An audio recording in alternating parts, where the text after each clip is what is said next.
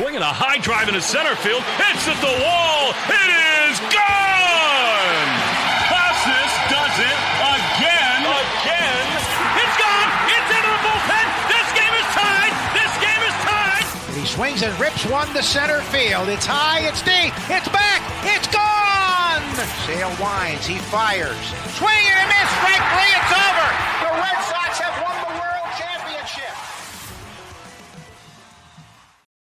What's up? Welcome back to Play Tessie. It is episode 239. This is the official Red Sox podcast of WEI. Before we get going, remember to hit that subscribe button wherever you get your podcasts. Rate us 5 stars everywhere, multiple platforms. It would be super helpful to us. Find us on WEI's YouTube channel. You can subscribe there. You can also find the Play Tessie playlist there. Has all of our episodes. Hit the thumbs up on those. And then find us on the socials. We are everywhere. At Play Tessie on Twitter, Instagram, and TikTok. All of those social accounts. You get the clips. You get the highlights from the show. The player interviews. It's all good stuff.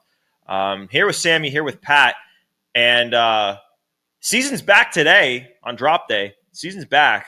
But we're going to put a quick bow on the first half, which had the Red Sox finishing on I don't know if you heard this, a 10-game win streak. And we're going to be talking superlatives. Like we did last year at this time, we rehashed our preseason predictions. I don't think we should do that. I think we should assign some superlatives, some awards. We'll rehash the preseason predictions when the season is over. I know I already had a cold take on my preseason predictions. I was thinking about this today. One of my preseason predictions was that the outfield logjam that we all saw coming, I said Roman Anthony was going to get called up and they were going to option one of Rafaela or Wilyer Abreu. One of those guys was going down to AAA. Whoops. That was dumb. We all have cold takes, but let's get into some superlatives. And should we start with the big kahui, the big kahona, the main award of the MVP? The main award, team MVP, and it is unanimously Connor Wong. Congratulations to the backup catcher. Shout out. Oh, I was going to come up with a creative name. Shout out Blake Sable. My friend who I went to high school with, his last name was Wong, and all of his video games and social media was all Wonger Donger. So that could be Connor Wong's nickname. Wonger Donger. Wonger but Donger. he doesn't hit any dongs, so can't really do that. He doesn't hit any period. Yeah, literally he is the MVP. He is the MVP. Yeah. So Sammy's MVP is Connor Wong. Pat, who's your MVP? Sean Newcomb. Saw him. Saw him. He was useful. He was useful for a bit. And he was useful last night, or many nights ago at this point for the A's beating the Blue Jays on Saturday. Okay, let's do it for real. Sammy? Who's your real MVP for this? I actually think this is kind of a no-brainer. Garrett Crochet has to be the MVP. I don't even think it's close. He has been everything the Red Sox have wanted and more. He's a true stopper. For example, right before the break, the Rafaela walk-off game, lest we forget, Hunter Dobbins got hurt. You got to have the bullpen cover almost 8 innings. They're taxed the next day. They're tired. Garrett Crochet, say no more, guys. Here's a complete game shutout. Just unbelievable. It's not the first time he's been a stopper like that. And I'm not calling him an ace because I think the term stopper is what's key here. In 2024 and 2023, we saw the Red Sox bullpen get burnt out from being overworked. When you have a guy like Crochet that could give either all of them or most of them a night off once every 5 days, I think that is invaluable on top of the numbers he's putting up. Just amazing. So that's my team MVP, Garrett Crochet. Pat, I saw you make a little face. Who's your team MVP? I went Alex Bregman. Ooh. I think how he produced before he got hurt was top 3 candidate, which that's probably fractionally why I chose him. I think the leadership, what he's doing with young kids, being essentially an on the field coach, did so much for this team while he was out. He was actively out, and he's coaching up Marcelo and Campbell and Roman and Durant and Rafaela and Abreu. His impact goes so far beyond his own statistics. I think he's just the all-encompassing production, leader, coach, everything ever wanted from Alex Bregman. He has been that and more. That's why I chose Bregman. You know, Pat, I don't disagree with a word you said. I think a lot of Bregman's impact on this first half has come with his off the field impact on these guys, and many of them have talked about that. Like again, we talked about it a couple of shows ago with Rafaela attributing a lot of his offensive rise to Garrett or to Alex Bregman. That said, to me, the Red Sox had the best pitcher in baseball in the first half of the season. Maybe you could argue Skeens, but certainly the best pitcher in the American League to me. And it was Garrett Crochet. Lead the league in innings, lead the league in strikeouts, barely behind Hunter Brown in ERA. Like this guy has been everything you've wanted in an ace and more. And with the season, like to put it bluntly, with the season you got from Tanner Houck, you needed that. You needed it because if you have co-anchors at the top of the rotation, like you can have two good players. Like if how went on the IL and before then he wasn't performing, like you needed him to be great, and he's been everything. He's been everything in the pitching staff. I don't know where it would be without him because yeah, we talked about how good Bayo and Giolito have been for a while. Well, they weren't that for a while. They weren't, and Crochet held that rotation afloat. He held the team afloat with how he went. So to me, the team MVP of the first half is Garrett Crochet. So 2-1. Crochet gets 2 votes. Bregman gets 1 vote. So Crochet is going to be the team MVP on the Play Tessie podcast. Sammy, actually, we'll rotate the order so Sammy's not going first every time. We'll just go in a circle. So Pat will go first. I'll go second. Sammy will go third for this one. Pat, who is your biggest breakout on this team for the first half? And there's a few options you could pick from here. I think this one's the most unanimous. It's Cedar Rafaela. Defense is, I would say, legitimately the best in the league. His bat is coming around more than I think like 90% of fans ever anticipated. He's at or over an 800 OPS. He's playing platinum glove defense. He's not having these wildly chaotic at bats anymore. There's a real approach there. Everything you could have ever wanted him in like your ideal dream world for Sadat to be, he is. He is right now. And I don't think anyone saw it coming this early. It's Cedar Rafaela. Yeah, I mean, when I said there's a few options, I think you could reasonably pick Carlos Narvaez for this, but to me, I'm agreeing with you, Pat. I'm going with Cedar Rafaela. He's because like breakout to me, it can be interpreted in a number of ways, but when I think pure breakout, I'm thinking, oh, this guy broke out as a star. Like Pete Crow Armstrong this year went from like I don't want to say a bum, but like he was a very meh player in his big league debut, and he all of a sudden turned into this mega star overnight. And he did that at the start of the season. Cedar did it in the middle of the season, but he has done it, and he has broken out in a huge way. And yeah, to me, it's Cedar Rafael is the biggest breakout. Sammy, who you got? Even though you can't change the result, but who you got? I'm going to go with the Narv. At least for me, I kind of with Sadan, he always had the high floor. And the only reason I'm going with Carlos Narvaez is because this is a guy we thought was going to be a backup catcher at the start of the season. That's what he was to start. And now here we are talking about him being an all-star snub. He's just a tick under an 800 OPS. He is the best or close to the best defensive catcher in Major League Baseball. He's become a star kind of out of nowhere. So maybe this is someone I could have chosen for biggest surprise, but I think I like him as the biggest breakout star. He really this was a true, yeah, this is a good backup catcher with nice defense. He can hit a little bit. No, this is a guy that we're all upset isn't in the All-Star game or wasn't in the All-Star games. So yeah, I'm going with the Narv. Okay, I like it. The Narv does deserve some love for that. We've got a superlative later that the Narv might get some love in. But before that, we've got the biggest disappointment. The Narv. But before that, we got the biggest disappointment. I'll go first on this one. There's a few options you could pick from. It's interesting. Like the Red Sox, they're 10 games in a row, and it's honestly even more impressive when you think about some of the guys that you expected to be significant producers for this team. I'm going outside the box here, though, with my biggest disappointment. I'm going with Rafael Devers. Rafael Devers is my biggest disappointment this year. This is a guy who the Giants guy, the guy who's on the Giants, but he was on the Red Sox, and when he was on the Red Sox, this is a guy who did not want to DH. He ended up doing it. Credit to him for doing it. He didn't want to go out and play first base.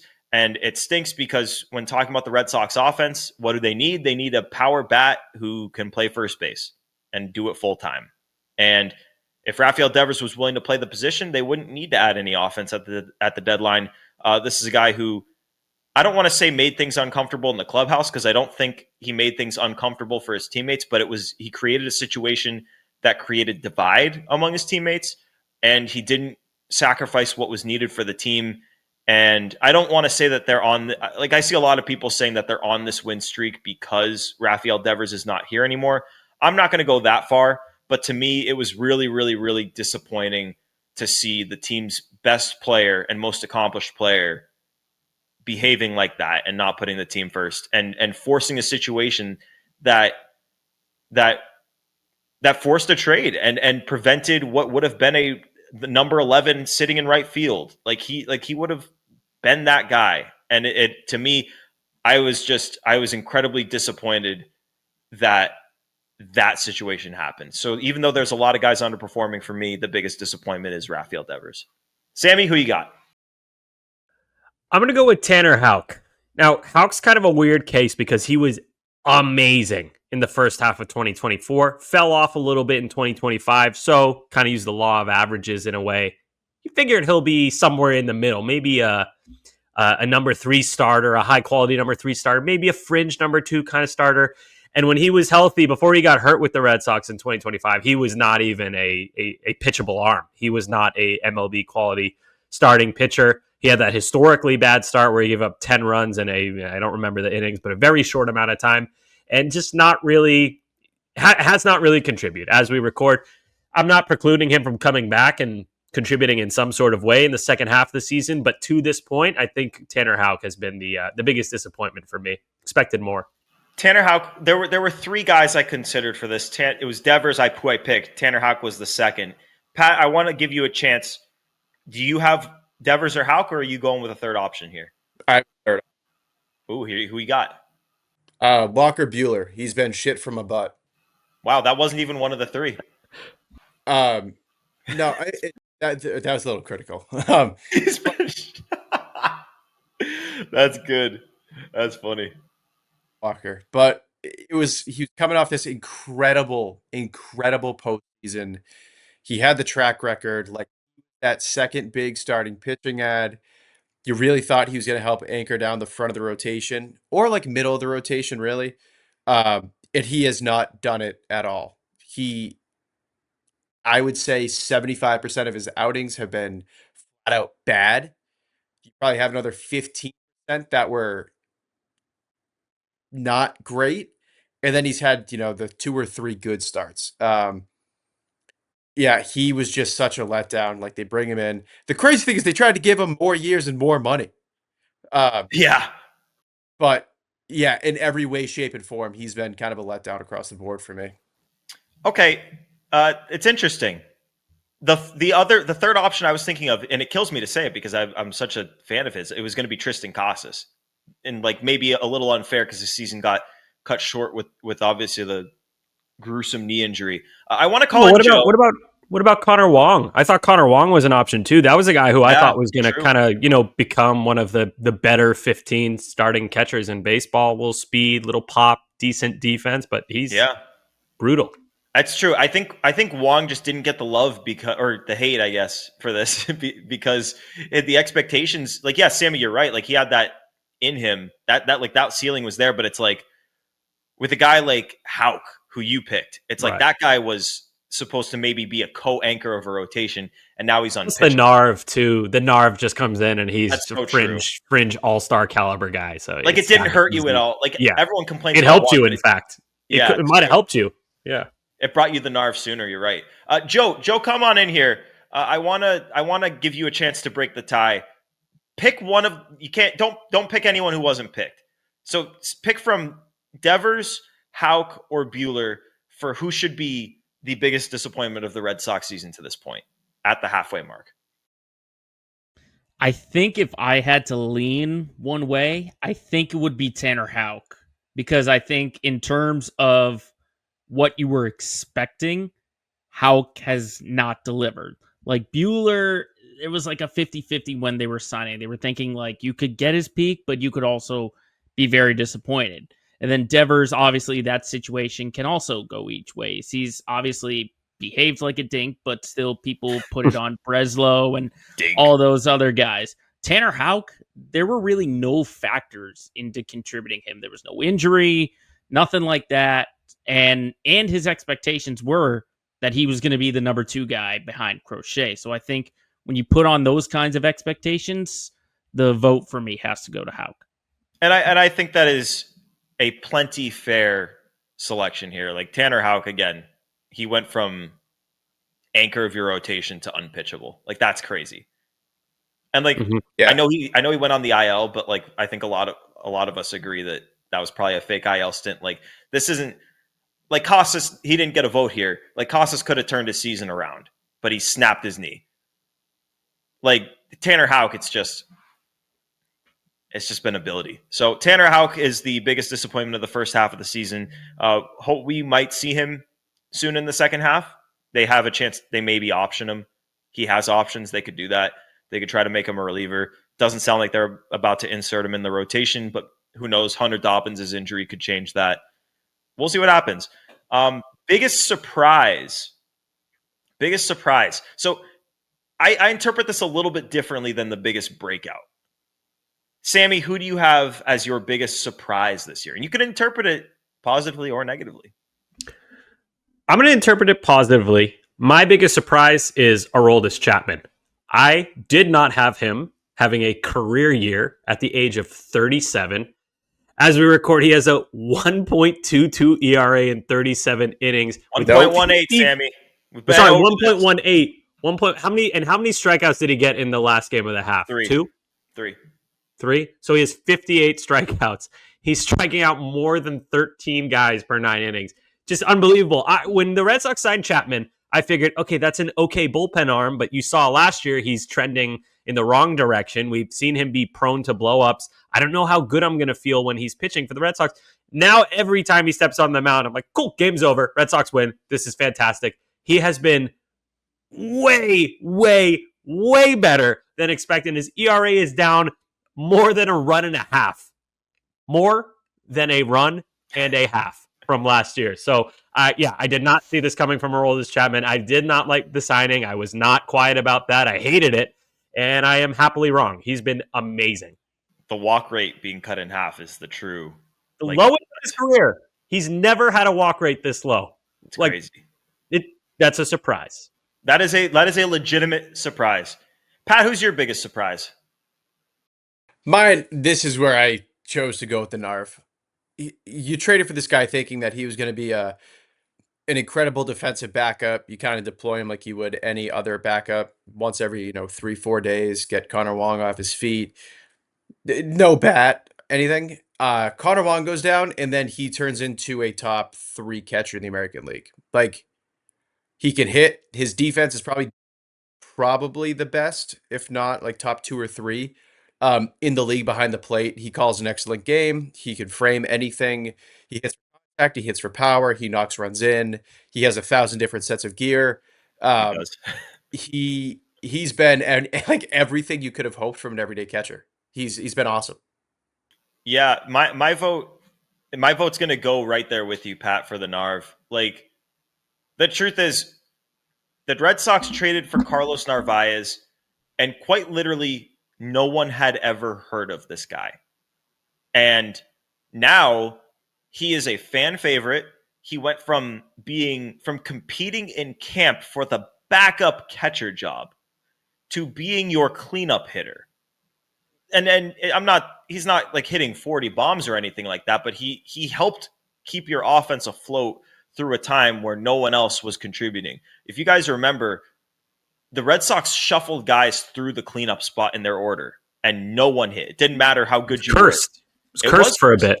It was Casas. He didn't hit there. Willie, they moved him up. He didn't hit there. They tried Campbell. He didn't hit there. They tried Story. He didn't hit there. But the Narv, they put the Narv there, and he did. And for the Narv to go from unheard of guy who they traded for on the same day as they traded for Garrett Crochet, so no one gave a shit, to fan favorite and legitimately impactful player who is in the discussion for best catcher in baseball to this point this year. No, sorry, Cal Raleigh is that second best catcher in baseball this year. Maybe in the discussion for best defensive catcher in baseball this year, who's also producing good offense.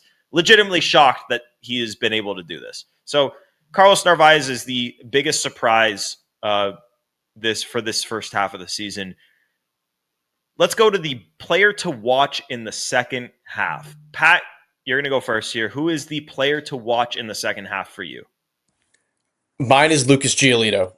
I think he ended the first half about as good as one person probably could, right? But he's coming off of a major surgery. He's not coming off of, the best season prior to the surgery. It's going to be worth keeping an eye on to see how he looks the rest of the way as the innings start to climb and all of that. I hope he keeps it up. I hope he ends the year with, sub 420, 130 innings. That's the hope. But I do think it's something worth keeping an eye on, just knowing, kind of the circumstance. Okay, I'm gonna take a different approach here, and I'm trying to look up the odds for this. Okay, here we go. I'm going with Roman Anthony. I'm going with Roman Anthony because player to watch, like this is a guy who is put together as a 21-year-old, the most professional at bat on the team. He draws walks. He hits the ball hard. Hits the ball as hard as anyone in the league already, and he's 21. Like this is a guy who could be poised. I mean, he finished the first half with 2-3 very, very strong weeks. He could be a guy poised to go absolutely nuclear in the second half. And the reason I have him as my player to watch is if he does go nuclear and he finishes in the top 2 of the Rookie of the Year, then he gets a year of service time knocked off the board. He gets to go to free agency as if this year he got a full year of service time. I think Jacob Wilson is very likely to win the Rookie of the Year, but Roman Anthony's going to be going up against guys like Cam Smith, Nick Kurtz, Jason Dominguez, and the Narv for that second place spot. And I mean, I think he would have to go pretty crazy to get it, but I think that's in his bag. I think he could go nuts. So my player to watch in the second half is Roman Anthony.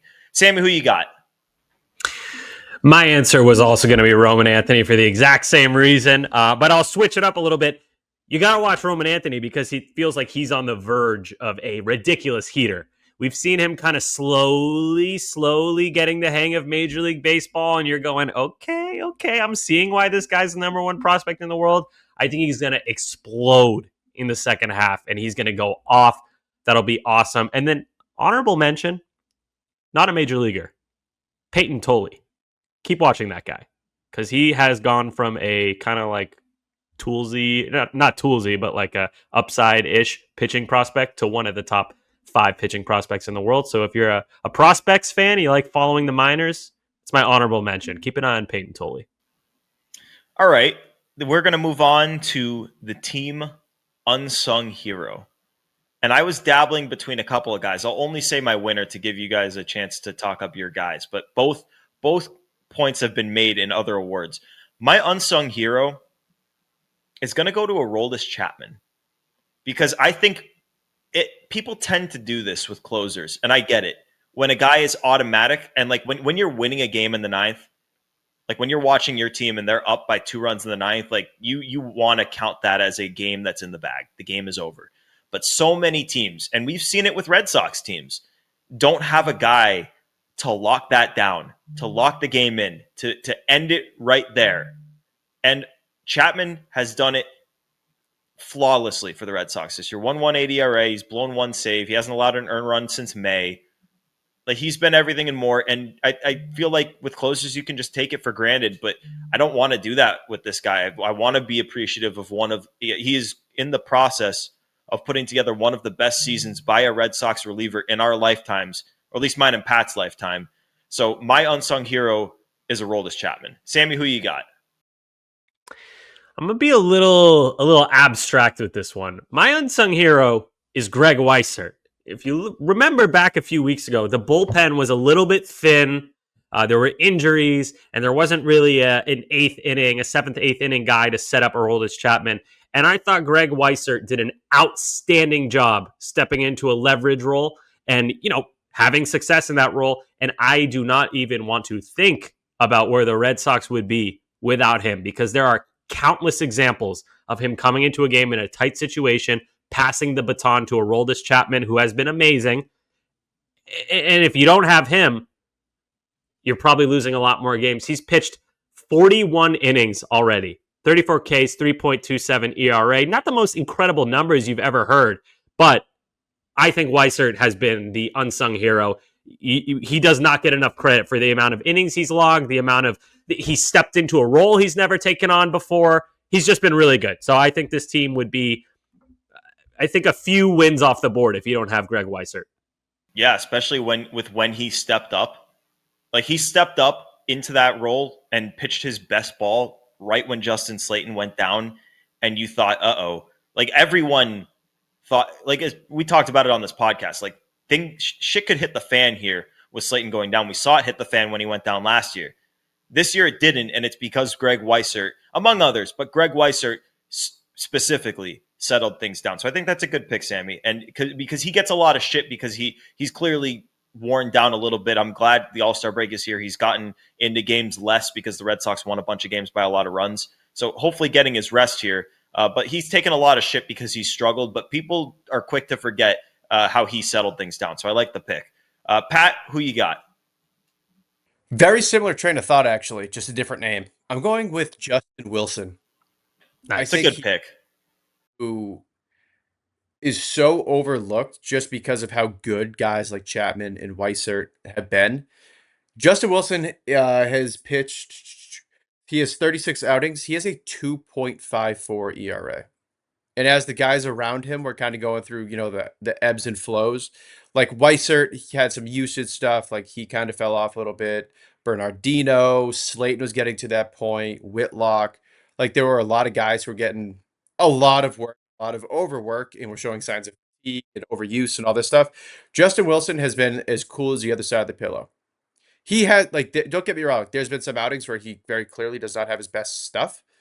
But it's 90% of the time he goes out, you feel pretty comfortable that he's not going to let any meaningful damage happen. And that's so valuable in that, like, weird pocket right before the back end of the bullpen. And he's been exceptional at it.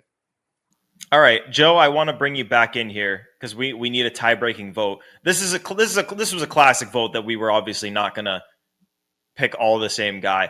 Joe, if you had to pick, and we all used relievers here, if you had to pick Chapman, Weissert, or Wilson, who are you taking as your unsung hero? Well, my pick was going to be Bernardino for the usage early in the year, but if I had to choose between those three, I think because of the reasoning that I gave for Bernardino was because he got used so much and he was asked to do so much.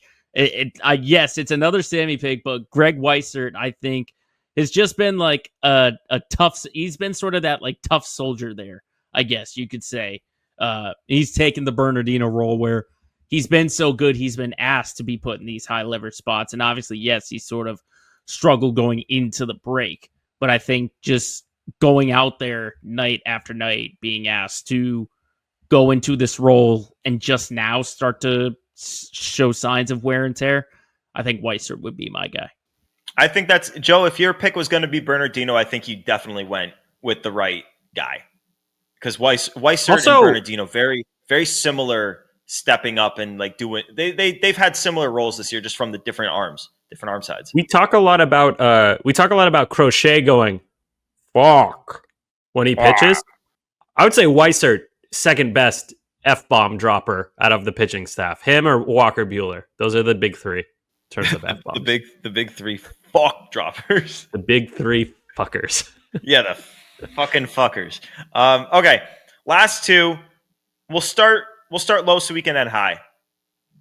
Who did I just start with? It was me. So Sammy's gonna go first. Yeah. Oh, okay. Yeah. Low point. The low point of the season. What was the low moment of the season for you? All right. I think this is a no-brainer. When they got swept by the Angels, it was pretty fairly close to the time of the Rafael Devers trade.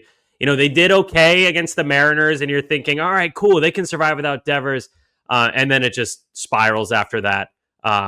Lose 2 out of 3 of the Giants, you get swept by the Angels, and you just feel awful. You've lost the face of your team. Your current guys are not playing well.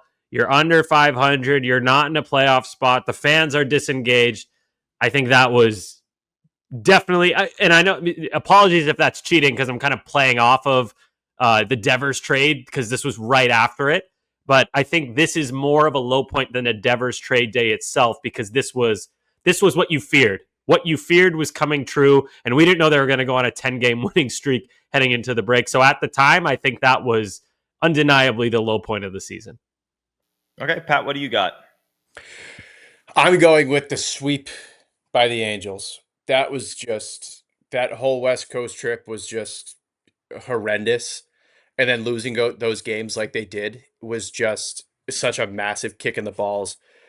The not Cam Smith. The Joe Adele? Christian Moore.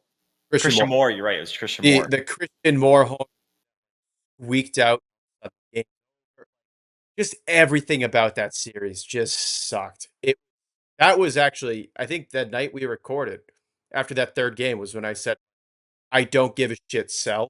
There was a lot of emotion. I take it back, obviously, but take it back. It's all right. Yeah. Okay. So that's understandable. For me, it's going to be the Devers trade itself. Like, nothing demoralized this fan base quite like trading away your best player. And as awesome as this first half has been, as awesome as the end to this first half has been, that is going to be one of the major stories of this season, of the first half of the season for sure. How that all went down. I had Devers as my biggest disappointment. I was disappointed in this from the team's end too, from management on all sides. It was just such a kick in the balls to have a 6-game win streak followed a couple hours later by trading your best player. So to me, To me, it was the lowest point of the season. But the Angels series, it kind of connects, kind of like a following moment. It's like they traded Devers and then this happens. So I respect what you guys had there. I think that's a good pick. Now we're going to finish. It's kind of all the same pick when you think about it. We all kind of picked the same thing. It's just like you thought it was the day of the trade. We thought it was right after the trade when your fears were validated. But either way, yeah, don't generally when you trade the best player on your team, the face of your franchise, it's not a fun time. Not a fun time. Let's turn it around. High moment of the year. This is going to be the last one. We're going to close it out on the high moment of the first half of the season. Pat's going to get the first pick in this one. Pat, what are you going to say? What's the best moment of the first half for you? Oh, dude, it's the Sedon home run on Friday. Yeah. That keeps the streak alive. City connects Friday night, Fenway, over the monster, division rival, someone you're in the wild card with. Like, that to me is just like everything perfect about the Red Sox this year. Chef's kiss.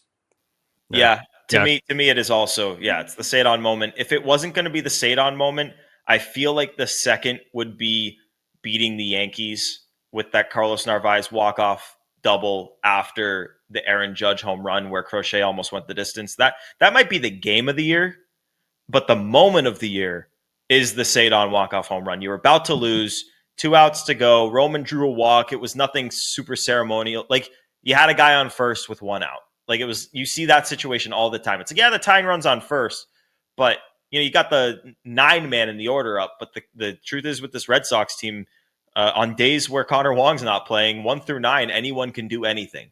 And Cedon with his heater, I mean, that moment electrified Fenway Park and Red Sox fans at home like no other moment this year has. And to be honest with you, no moment in some time. So to me, that's the moment of the year. Sammy? Same. There's no other answer. That's the easiest question out of all the questions we've had. It has to be that Sedon home run. Also, in the green City Connects, you guys know I hate the yellow and blue City Connects. So to have a City Connect that I love, and then for that big moment to happen for me personally, that was incredible. Did you guys yell really loud? Because I couldn't even make words come out. I was just kind of like, I scared my dog. It was just me and the dog at home at the time. I don't even remember what noise I made, but he was sitting in my lap and he legitimately got scared. I just gasped. I was also home alone. There was nobody here, so I was just kind of like, and then I just ran around a little bit. I think understandably, like I'm trying, like, is there even another competitor? Like I said, the Narvaez thing would be second. I'm trying to think. I mean, you had They swept the Yankees, sweeping the Yankees after beating them in a series early the week before. That was pretty good. But is that a moment? Nah, it's not really Joe? a moment. Joe, you It's got kind of like a something? few moments. I mean, a personal one for us was when Marcelo Meyer hit those 2 bombs after we gave him the Dunkies jacket. True. He's right. True. That's true. That was funny as hell. That was the ultimate PT bump right there. Yeah, and then he confirmed. Yeah, we saw him a couple days later. We were like, "Hey, 2 bombs." It's like, yeah, it was all you guys. Yeah, we swung that great. bat for you, buddy. We sure did. We worked our whole lives for that moment. You can thank us. Dunkies. Yep.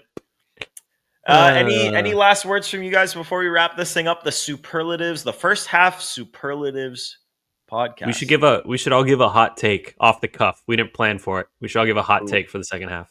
Okay, I like that. Do you have one that you're thinking of? I got to think. Okay, Sammy, what do you got? Red Sox. No, wait, no. Red Sox win a playoff series. I don't know if that's such a hot take. What? Maybe that's my hot take. Come on. Pat! Okay, I haven't done this, but you guys have declared this team dead like 5 times. If they win a playoff series, dead. Well, you've said some stuff. You said maybe this team is just bad. Like not declared them dead, but been like, God, these guys are frustrating. I don't think they're that good. If they win a playoff series, that is good. That's a hot take. Like, come on. This team was like 5 games under 500 less than a month ago, and now if you said it a month ago, it'd been a really hot take. Yeah, I guess it's like a warm take now. But they're gonna win. They're not just gonna make the playoffs. They're gonna win at least one series. And that series is the World Series. I'm picking the Red Sox. It is. No, not there yet. But I think they win one playoff series at least. Hopefully more. Pat, do you have a hot take that's ready to burst out of your chest? I bet the Red Sox win 86 games. It's good. Weekend, I don't know, but that's my 86 games. Wait, you can't do that because we did our preseason picks. You have to stick with your number. I'm vetoing it.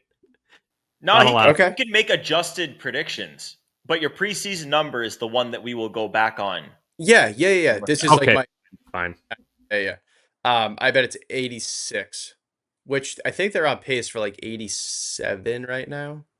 Hey, I might nail it. I said 89. That was my preseason prediction. I might nail it. They just have to stay hot. Yeah. I don't think Gordo will hit his. I think Gordo said 111. Yeah, I did. Yeah. I actually had him beating the Mariners record. That's my hot take. They're going to beat the Mariners record, 116. There you go. Okay, no, my hot take is that the Red Sox will be one of the premier deadline buyers at this deadline. When people talk about the teams that added the most impact at the trade deadline, the Red Sox are going to be right at the top of that conversation. That's my hot take. And they're going to win a playoff series. All right, that's going to do it for episode 239 of Play Tessie. Thank you guys for tuning in. Remember to hit that subscribe button. Get excited for the second half of the season starting right now. So subscribe, rate 5 stars, find us on WEI's YouTube channel. Hit the thumbs up on all of our videos, which can be found in the Play Tessie playlist. Find us on the socials at Play Tessie on Twitter, Instagram, and TikTok. For Sammy, for Pat, for Joe producing, it is Gordo here. Love the Play Tessie Superlatives podcast. These are good. These are always good ones. The predictions, the recaps, all that stuff. It's always good. But thank you guys for tuning into this one. Excited to get the second half underway. Peace.